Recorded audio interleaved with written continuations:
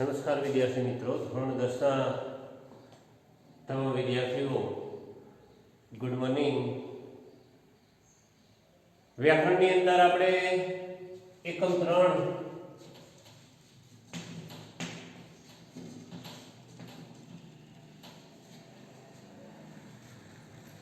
ભાગ 2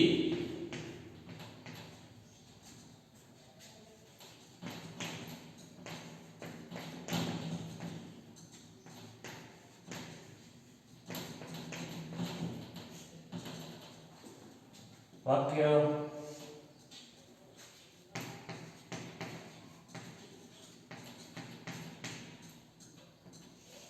प्रकार आपने बात કરી રહ્યા હતા। એમાં આપણે વાત આગળના તાસની અંદર આગળના ભાગની અંદર એ કરી હતી કે વાક્ય એટલે શું, કે શબ્દો કે પદોનો એવો સમૂહ જે અર્થસભર હોય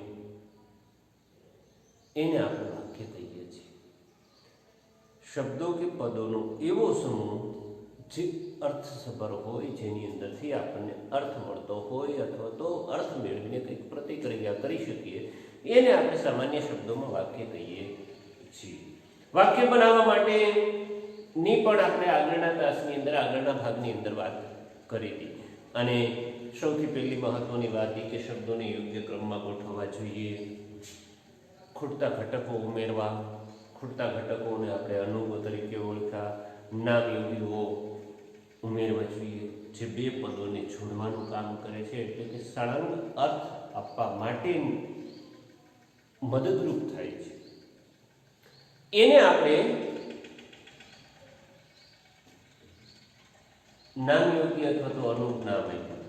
ત્યાર પછી આગળ આવ્યા એટલે આપણે અત્યારે એને વિભક્તિ પ્રત્યયો તરીકે ઓળખીએ છીએ।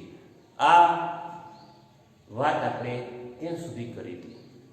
હવે આજના તાસની અંદર આપણે આગળની વાત કરીએ કે આ વાક્ય એટલે શું, કેવી રીતે બને છે, એની રચના કેવી રીતે થાય છે, એ બધું સમજ્યા। આજે આપણે વાક્યના પ્રકારો ઉપર જઈએ। વાક્યના પ્રકારોની અંદર આપણા અભ્યાસક્રમ મુજબ કર્તરી, કર્મણી, ભાવે અને પ્રેરક વાક્યો, આ ચાર પ્રકારના વાક્યો 10મા ધોરણના અભ્યાસક્રમની અંદર છે। આપણે આજે ચારેયને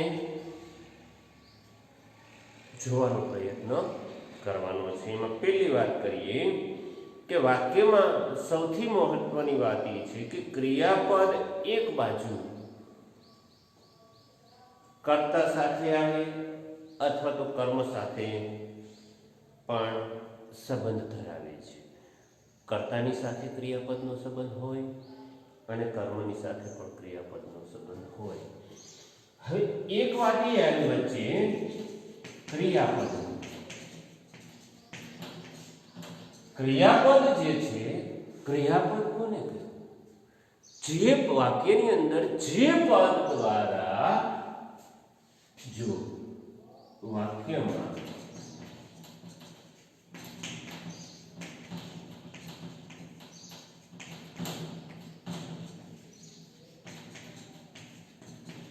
આપણને ક્રિયાનો બોધ કરાવે, બોધ થતો હોય તેની ક્રિયાપદ કહેવાય। ટૂંકી અને સરળ રીતે યાદ રાખવા માટે જે વાક્યમાં જે પદ દ્વારા આપણને ક્રિયાનો બોધ થતો હોય તેને ક્રિયાપદ કહેવાય। એટલે કે વાક્યની અંદર પ્રયોજાયેલા તમામ પદો છે એમાંથી જે પદ દ્વારા આપણને કોઈ ક્રિયા થતી હોય, કોઈ ક્રિયા થઈ હોય, કોઈ ક્રિયા થવાની હોય, આનો જે ખ્યાલ આપે એને આપણે ક્રિયાપદ કહીએ છીએ. હવે આ ક્રિયાપદ જે છે એ ક્રિયાપદ કર્તા સાથે સંબંધ ધરાવે છે અને કર્મ સાથે સંબંધ ધરાવે છે. કર્તા કર્મનો ટૂંકમાં પરિચય મેળવીએ કે ભાઈ કર્તા કોને કહેવું. વાક્યની અંદર ક્રિયાના કરનારને કર્તા કહેવાય છે. ક્રિયાના કરનારને કર્તા કહીએ છીએ. હવે વાક્ય વાંચતાની સાથે કોઈ ક્રિયા એમાં દર્શાવવામાં આવી હોય તો કોણ કરે છે? કર્તા. એટલે કે ક્રિયાના કરનારને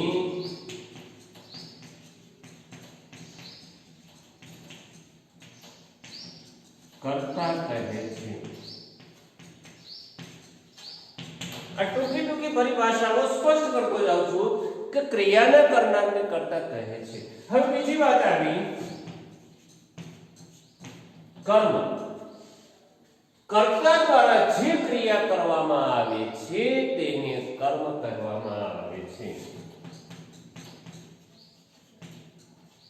દ્વારા જે કામ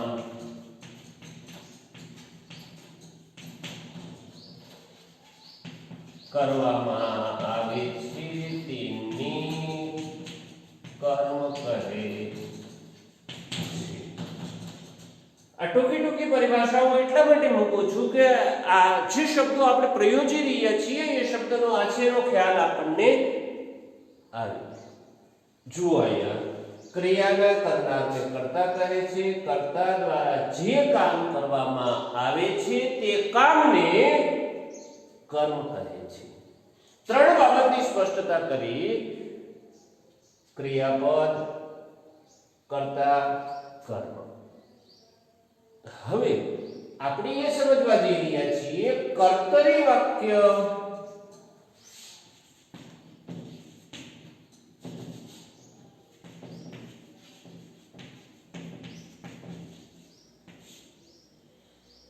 કર્તરી વાક્ય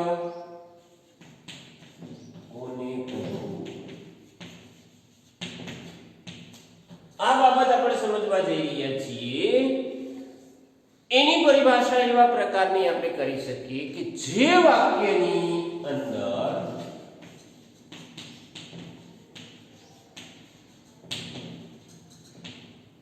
અથવા તો જે વાક્યમાં કર્તાની પ્રધાનતા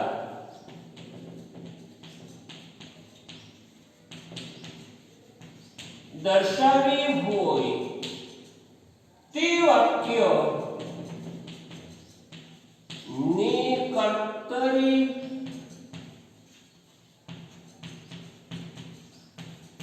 વાક્ય કહે છે. આ એની પરિભાષા સામાન્ય પરિભાષા થઈ કે ભાઈ કર્તરી વાક્ય કોને કહેવું?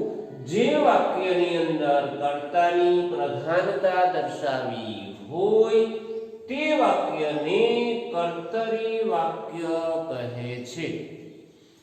જુઓ ચાર બાબતો આપણે સ્પષ્ટ કરી. ક્રિયાપદ,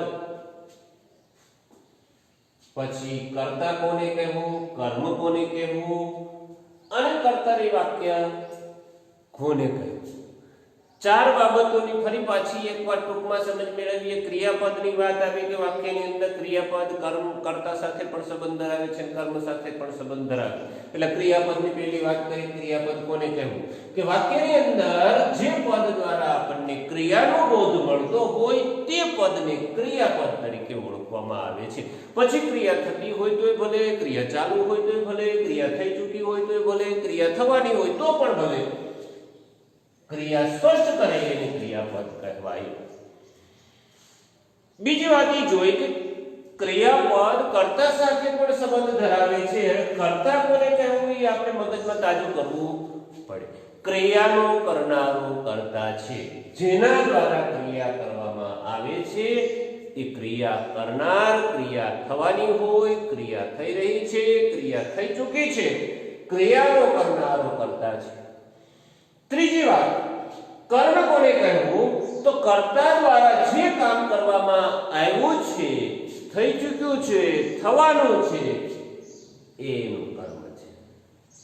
ત્યાર પછી આપણે વાક્ય ઉપર જઈએ, વાક્યના પ્રકાર ઉપર જઈએ, કારણ કે આ પહેલી બાબત છે. આ સમજાય તો જ આ સમજાય કર્તરી વાક્ય રચના કોને કહેવી.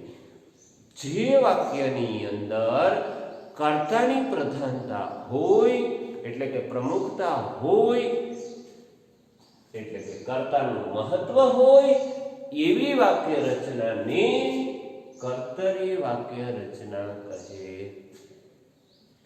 છે. આ એની પરિભાષાની વાત થઈ, એટલે કે વ્યાખ્યાની વાત થઈ. હવે આગળની વાત જે છે એ આપણે એના ઉદાહરણોની વાત કરીએ કે ભાઈ કર્તાની વાક્ય રચના ના વાક્યો છે. બીજી વાત એક વચ્ચે કરી દઉં કે ક્રિયાપદ કર્તા અને કર્મ સાથે સંબંધ ધરાવે છે, પણ ક્રિયાપદ પાછું લિંગ અને વચન ને આધારિત વાક્યની અંદર મુકાતું હોય છે. એટલે કે કર્તાનું લિંગ કયું છે? પુલ્લિંગ છે, સ્ત્રીલિંગ છે. સંસ્કૃતની અંદર હોય તો નપુંસકલિંગ પણ આવે છે. આપણી ગુજરાતીની અંદર સ્ત્રીલિંગ પુલ્લિંગ વપરાય છે. સ્ત્રીલિંગ, પુલ્લિંગ, નપુંસકલિંગ ત્રણ પ્રકારના લિંગો આવે છે. હવે પુલ્લિંગ કોને કહેવાય? પુરુષ વર્ગની અંદર આવતા પ્રાણી કે વસ્તુઓને પુલ્લિંગ કહેવામાં આવે છે.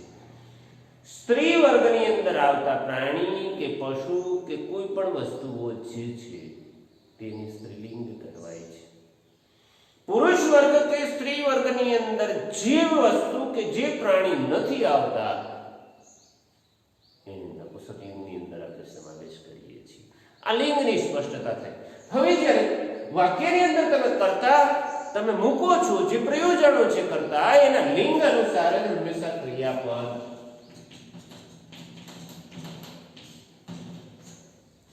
વાક્યમાં મુકાતો હોય. વાક્ય રચના જ્યારે કરીએ છીએ ત્યારે આ બાબતો આપણે ખ્યાલમાં રાખવી પડે. વાક્ય બનાવતી વખતે આ બાબતો ખ્યાલમાં રાખવી પડે. આ એક પ્રાથમિક બાબત હતી. હવે આપણે કર્તરી વાક્ય રચના ઉપર જઈએ. કર્તરી વાક્ય રચનાની કેટલીક બાબતો આપણે જોઈએ. ખાસ કરીને ક્રિયાપદો કર્તાને અનુસાર જ હોય છે અને કેટલાક કર્મને અનુસાર પણ હોય છે. કર્તરી વાક્ય રચનાની અંદર જ એવું બને કે કર્તા લક્ષી ક્રિયાપદ હોય, ક્યારેક કર્મલક્ષી ક્રિયાપદ હોય, તો એને બે વિભાગોની અંદર આપણે વહેંચી શકીએ. કર્તાલક્ષી કર્તરી વાક્ય રચના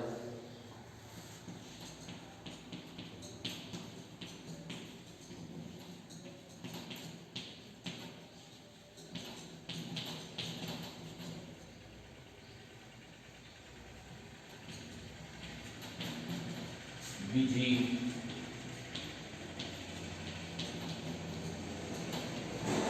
કર્મલક્ષી કર્તરી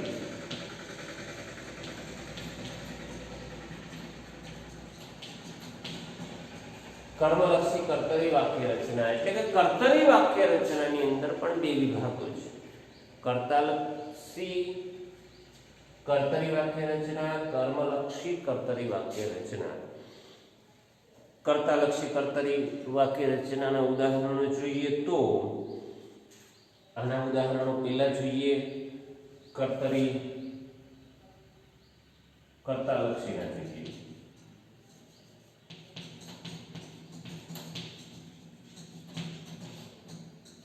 કર્તાલક્ષી જોઈએ. જો એમાં ઉદાહરણ લખું છું, હું તને પુસ્તક આપું છું.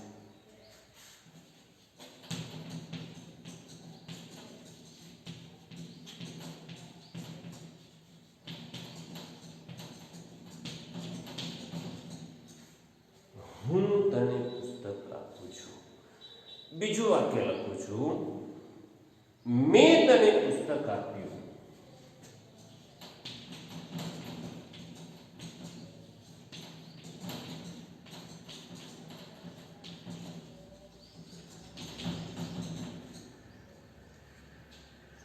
પેલા વાક્યમાં કોણ તને પુસ્તક આપે છે? હું આપું છું. મતલબ કર્તા લક્ષી છે.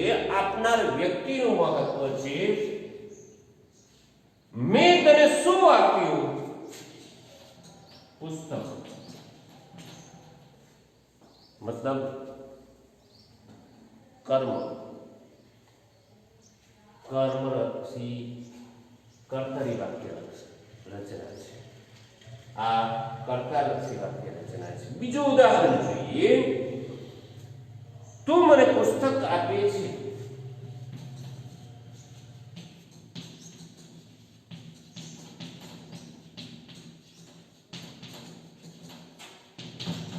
તું મને પુસ્તક આપે છે. કદાચ તમને નહીં દેખાતું હોય તો ફરી પાછું લખું છું.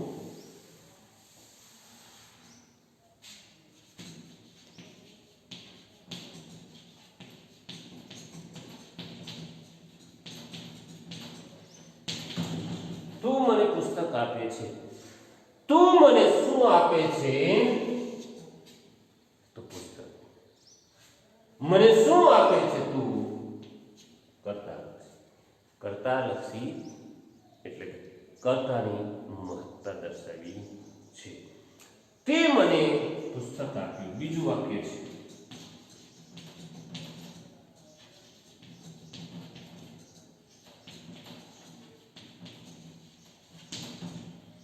તે મને શું આપ્યું?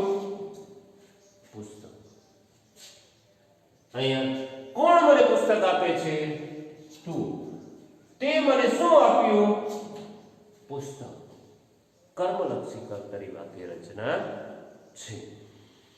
આ કર્તરી વાક્ય રચના ની આપણે ટૂંકમાં સમજ મેળવી કે કર્તરી વાક્ય રચના કોને કહેવી? તો જ્યાં કર્તાનું મહત્વ હોય તેવી વાક્ય રચનાઓની કર્તરી વાક્ય રચના કહેવાય છે.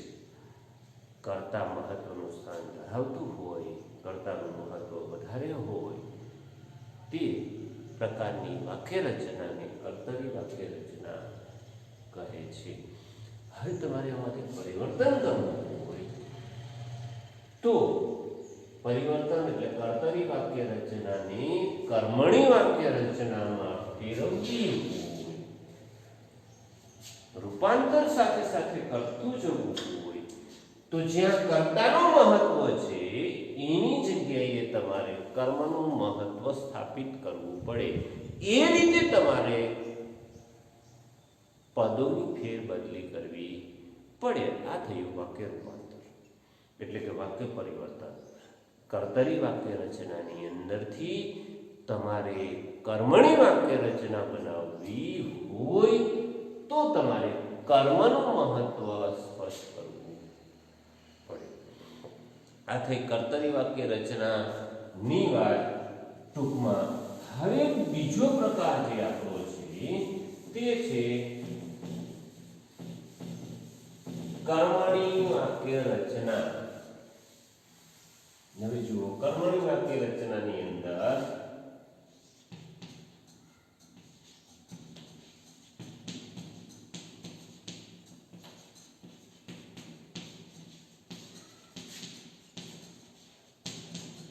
આ પહેલો પ્રશ્ન છે તમારા માટે કે કર્મણી વાક્ય રચના કોને કહે છે? જે વાક્યમાં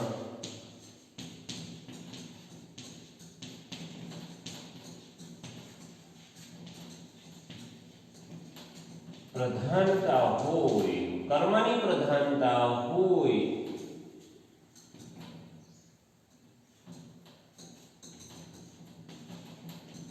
તે વાક્યને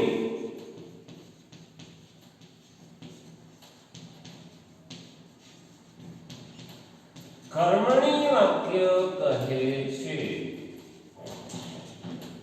તે વાક્યને કર્મણી વાક્ય કહે છે જ્યાં કર્મની પ્રધાનતા હોય.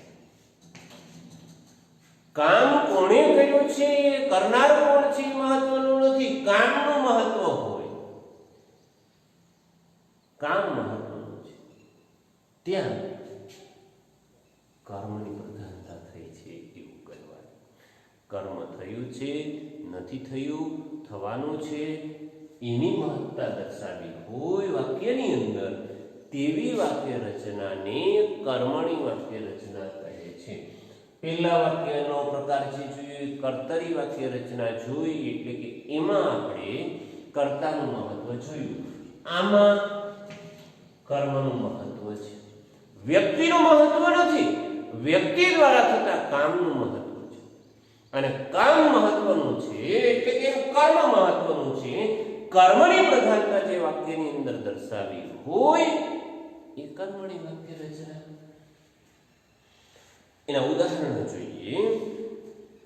કર્તરી વાક્ય અને કર્મણી વાક્ય બંને સાથે લખીએ, જેથી કરીને આપણને ખ્યાલ આવે કે ક્યાં કેટલું પરિવર્તન થાય છે. જુઓ, એમાં કર્તરી વાક્ય, કર્મણી વાક્ય,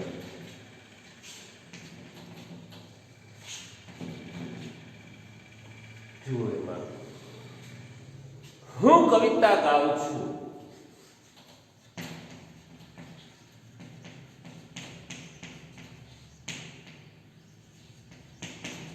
હું કવિતા ગાઉં છું એનું કર્મણી વાક્ય બનાવીએ તો શું થાય? કર્મને મહત્વ આપવાનું છે. મારાથી કવિતા ગવાય છે.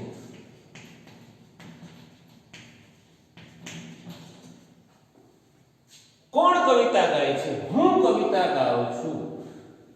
કોનાથી કવિતા ગવાય છે? મારાથી. મારાથી શું ગવાય છે? કવિતા. અહીંયા હું મહત્વનું છે. આવું વાક્ય આપ્યું, હું કવિતા ગાઉં છું. પરીક્ષાની અંદર તમને એમ પૂછાય કે નીચે આપેલા કર્તરી વાક્યની કર્મણી વાક્યની અંદર ફેરવો તો હું કવિતા ગાઉં છું, મારાથી કવિતા ગવાય છે. આ ફેરફાર. ગાઉં છું, ગવાય છે. હું મારાથી અનુપ મૂકી દીધો, અહીંયા પ્રત્યય મૂકી દીધો. એવા ફેરફારો આપણે પદોની અંદર કરવા પડે, ત્યારે કર્તરી વાક્ય રચના કર્મણી બને. બીજું વાક્ય જોઈએ. મેં નીલાને વાત કહી.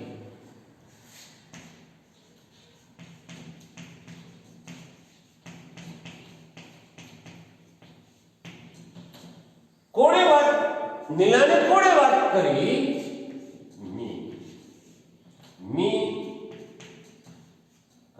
નીલાને વાત કરનાર વ્યક્તિ મહત્વની છે, માટે આ વાક્ય કર્તરી વાક્ય છે. હવે જુઓ, એમાંથી કર્મણી વાક્ય બનાવવાનું હોય. મારાથી નીલાને વાત કહેવાય.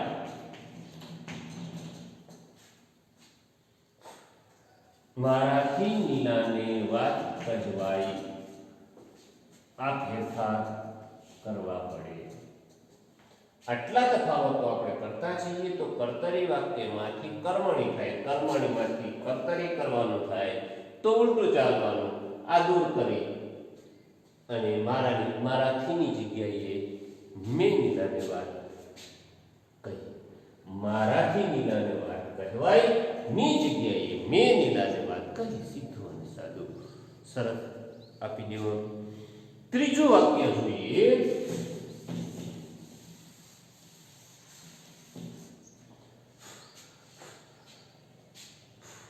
તું તારી ફરજ બજાવતો નથી.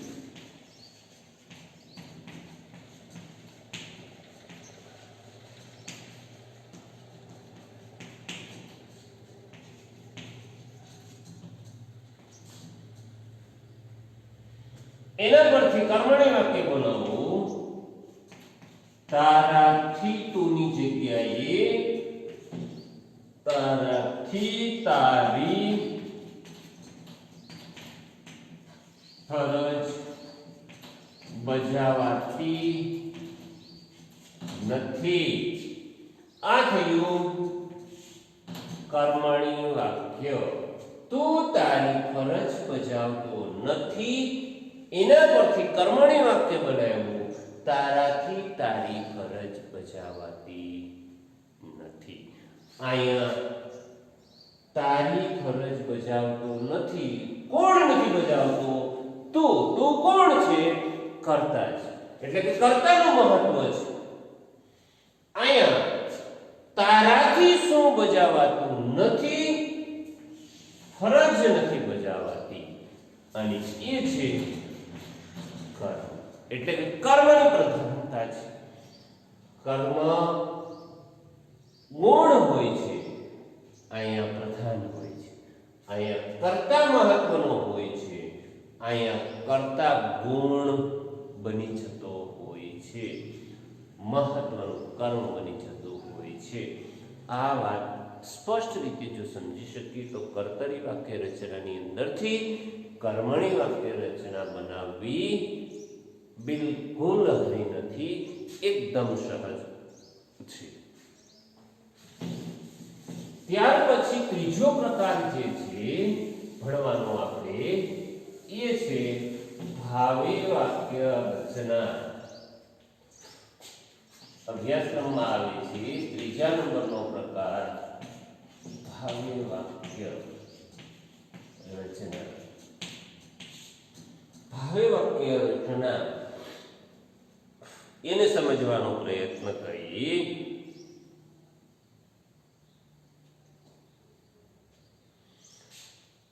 એની વ્યાખ્યા એવા પ્રકારની કરી શકીએ, એની પરિભાષા એવા પ્રકારની કરી શકીએ કે જે વાક્યની અંદર કર્મ ન હોય અને ક્રિયાપદની પ્રધાનતા હોય, કર્તા ગુણ હોય, કર્મ હોય જ નહીં. જો જે વાક્યમાં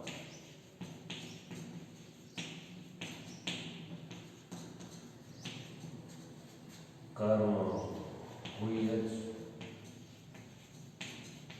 નહીં, કર્તા ગુણ હોય અને ક્રિયાપદની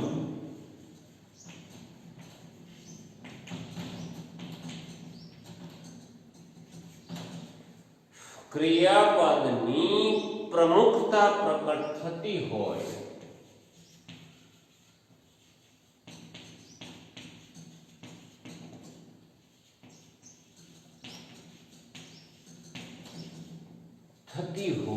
તેવા વાક્યને ભાવે વાક્ય કહીએ છીએ.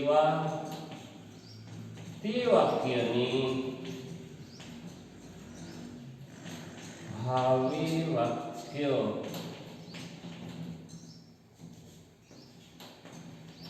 કહે છે. વ્યાખ્યાને સમજવાનો પ્રયત્ન કરો કે જે વાક્યમાં કર્મ હોય જ નહીં, કર્મ નથી, કામ રહેતું નથી. કેવી રીતે? તમે જુઓ કે તમે ખડખડાટ હસી લીધું. હું એમ કહું છું કે રોહન હસી રહ્યો છે. કોણ હસી રહ્યું છે? તમે કહેશો રોહન હસી રહ્યો છે. રોહન હસવાની ક્રિયાનો કર્તા છે. પણ રોહન શાંતિથી બેસી ગયા પછી, હાસ્ય પૂરું થયા પછી રોહને શું કામ કર્યું? કામ રહેશે નહીં, કર્મ રહેશે નહીં, કર્મ હોતો નથી. રોહન 5 મિનિટ પહેલા હસ્યો તો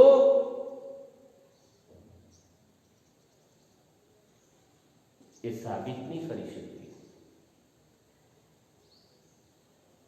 પછી કર્તા ગુણ છે. હસવાનો અવાજ આવ્યો,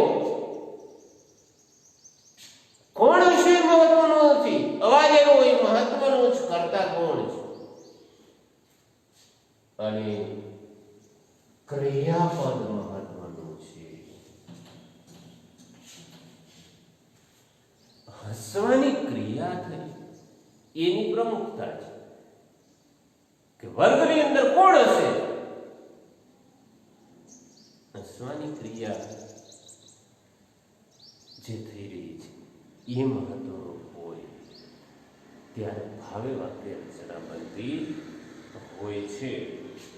હવે જોઈએ એનાથી ઉદાહરણો જોઈએ એટલે વધુ ખ્યાલ આવશે. મીનાક્ષી થી હવે દોડાશે.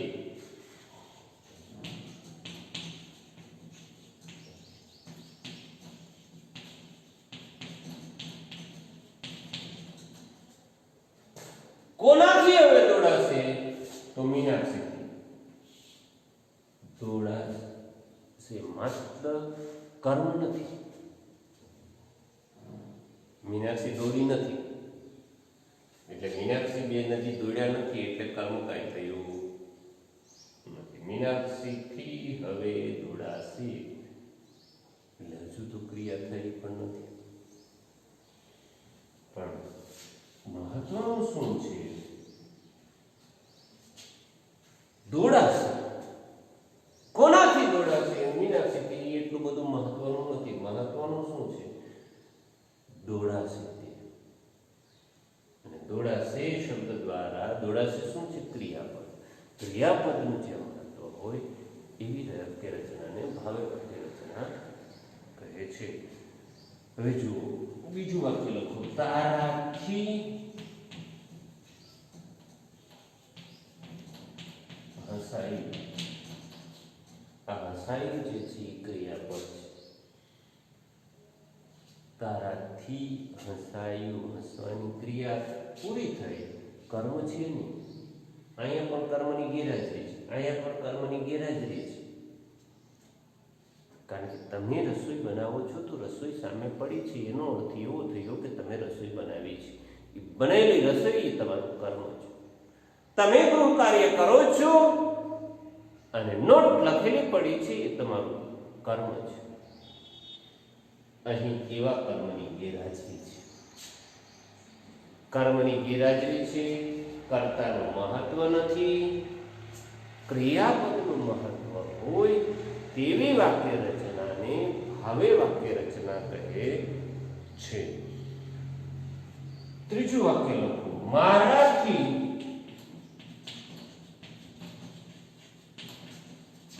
જવાશે નહીં.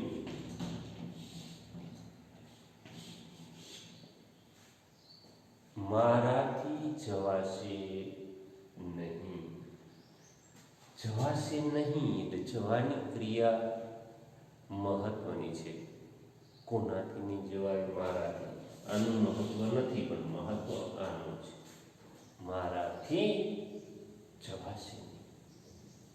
પ્રસંગ સારો છે, પ્રસંગ ખરાબ છે, પણ જવાશે નહીં એ મહત્વનું છે.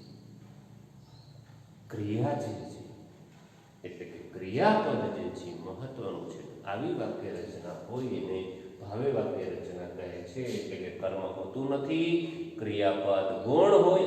કર્મ હોતું નથી, કર્તા ગુણ હોય અને ક્રિયાપદનું મહત્વ હોય તેવી વાક્ય રચનાને ભાવે વાક્ય રચના કહે છે. હવે તમારે આનું કર્તરી વાક્ય બનાવવાનું થયું હોય તો તમારે આને તોડભાંગ કરવી પડે. કર્તાને મહત્વનો બનાવવો પડે. ક્રિયાપદને ગુણ બનાવી દેવાય. કર્મ દર્શાવવું હોય તો દર્શાવવાનું. કર્તાને મહત્વનું સ્થાન આપો અને વાક્ય રચના ફરી કરો એટલે કર્તરી વાક્ય રચના થઈ. આમાંથી ભાવે વાક્ય રચનામાંથી કર્મણી વાક્ય રચના બનાવવાની હોય તો કર્મ સ્થાપિત કરવું પડે. તમારે કર્મ દર્શાવવું પડે. કર્મ ઉમેરવું પડે તો તમે કર્મણી વાક્ય રચના કરી શકો. ત્યાર પછી ચોથી બાબત જે છે, ચોથો પ્રકાર જે છે એ આવે છે પ્રેરક વાક્ય રચના.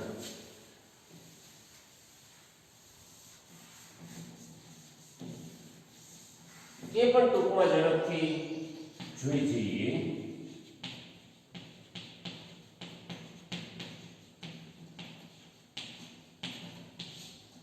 પ્રેરક વાક્ય રચના. હવે જુઓ,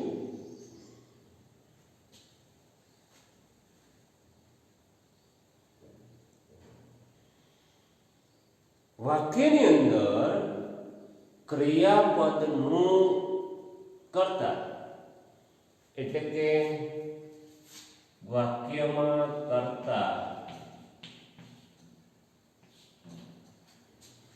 વ્યાખ્યા એવા પ્રકારની બનાવી શકીએ જ્યારે ક્રિયાપદનું કર્તા બીજાની પ્રેરણાથી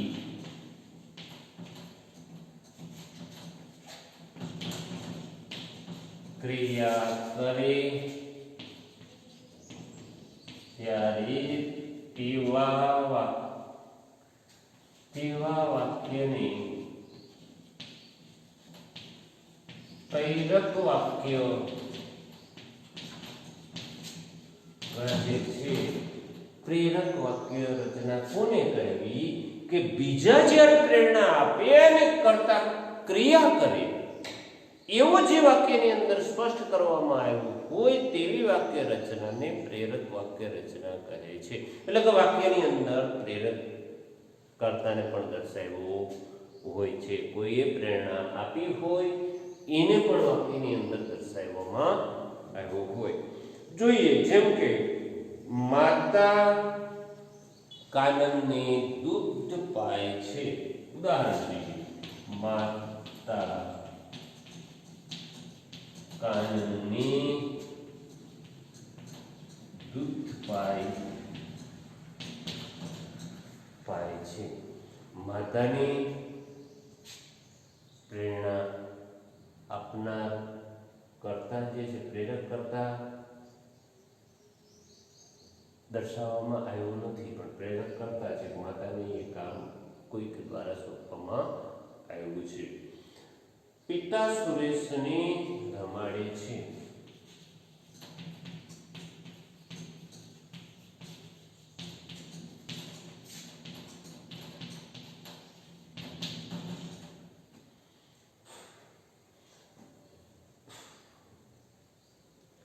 શિક્ષક મુકેશને વંચાવે છે. એક ત્રીજું વાક્ય લખી.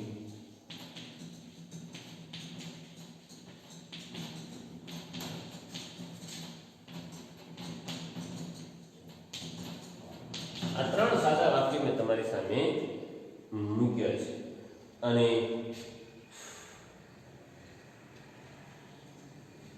સાદી વાક્ય રચનાઓની સાથે સાથે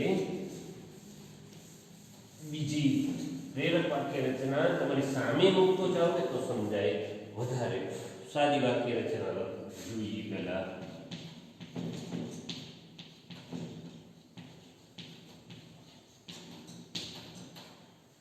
પ્રેરક વાક્ય રચના.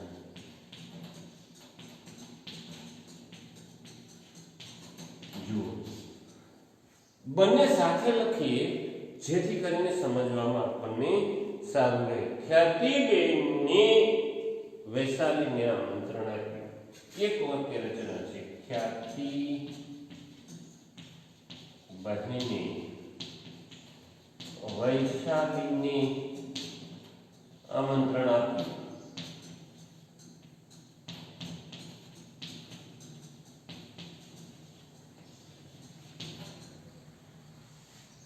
આ સાદી વાક્ય રચના છે. એમાંથી આપણે પ્રેરક વાક્ય રચના બનાવવી હોય તો ખ્યાતિ બહેને વૈશાલી ને આમંત્રણ અપાવ્યું. હવે જુઓ, અહીંયા ખ્યાતિબેન જે છે એ પોતે કરતા છે.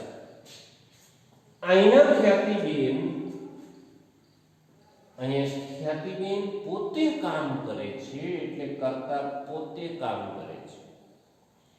એ જ વાક્ય અહીંયા થોડું પરિવર્તન પામ્યું. ખ્યાતિબેને બહેને વૈશાલીને આમંત્રણ અપાવ્યું.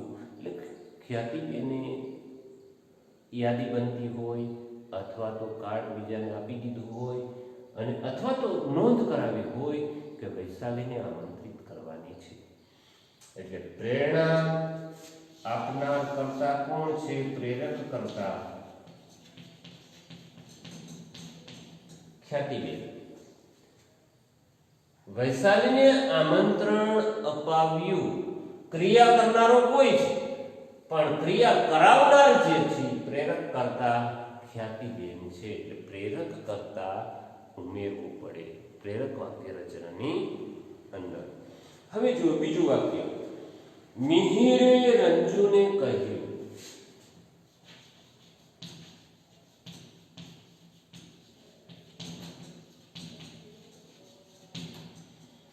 એક સાદું વાક્ય તમારી સામે લખ્યું છે. એના પરથી પ્રેરક વાક્ય રચના બનાવીએ તો મિહિરે રંજુને કહેવડાવ્યું.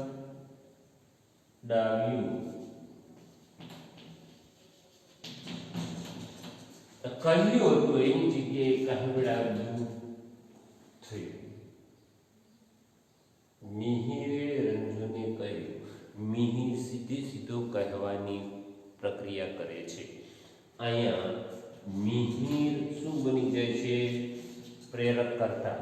મિહિરે રંજુને કહેવડાવ્યું એટલે એક વ્યક્તિને કહી દીધું કે તું રંજુને જઈને કહી આવ. એટલે મિહિર કહેવા માટેનો પ્રેરક કરતા છે. શું કહેવડાવ્યું? તો કે લગ્નમાં આવવાની ફરજિયાત છે, પ્રસંગમાં હાજરી આપવી ફરજિયાત છે, આવું જઈને કહી આવ. આ એક ઉદાહરણ છે કે મિહિરે રંજુને કહેવડાવ્યું. મિહિર અન્ય વ્યક્તિને મોકલે છે, મતલબ મિહિર જે છે પ્રેરક કરતા બની જતો હોય છે. કર્તરી વાક્ય રચનાની અંદરથી પ્રેરક વાક્ય રચના બનાવવાની કીધી હોય પરીક્ષાની અંદર, કહ્યું હોય તો તમારે પ્રેરક કરતા ઉમેરવો પડે. આગળનું તમારે સંગીત શીખવું છે. જુઓ સાદી વાક્ય રચના.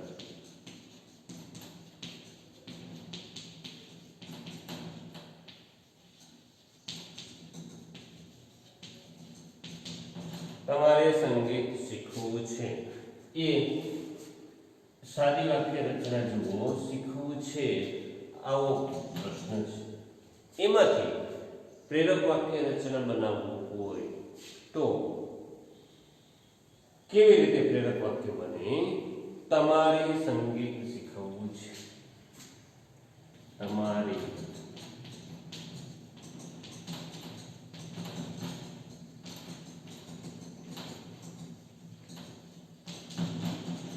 અહીં તમારે સંગીત શીખવું છે.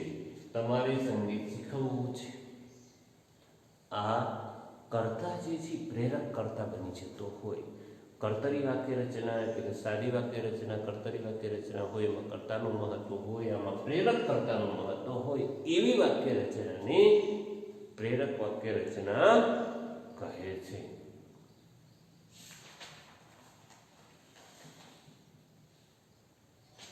આ ચાર પ્રકારો આપણે વાક્ય રચનાના જોયા. એમાં કર્તરી વાક્ય રચના, કર્મણી વાક્ય રચના, ભાવે વાક્ય રચના અને પ્રેરક વાક્ય રચના.